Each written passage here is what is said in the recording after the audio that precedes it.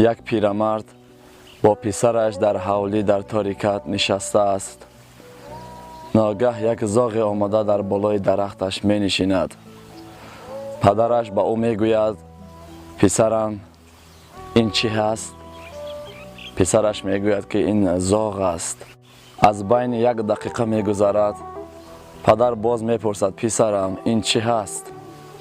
پسر می گوید پدر نام گفتم که این زاغ است، زاغ.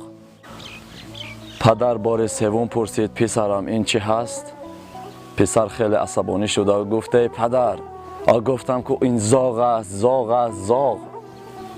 پدر از جای خیست به خانه در اومد.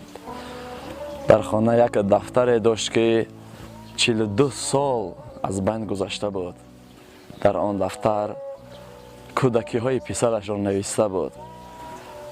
گرفته به نزد پسرش آمد گفت بچم ببین تو 3 ساله بودی وقتی که در همین جا نشسته بودیم زاغ آمده در طور این درخت نشسته بود و تو از من پرسیدی پدر این چی هست؟ من به تو گفتم این زاغ است. 27 بار از من پرسیدی، من با مهربانی بر تو گفتم پسرم این زاغ است. چنانه میگویند پدر که پیر شد و به قدر می شود امروزها همین شده است.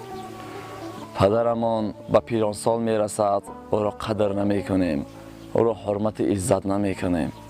برادران عزیز جان خود را برای پدر و مادرت بده چون که آنها جانشان را برای تو داده اند.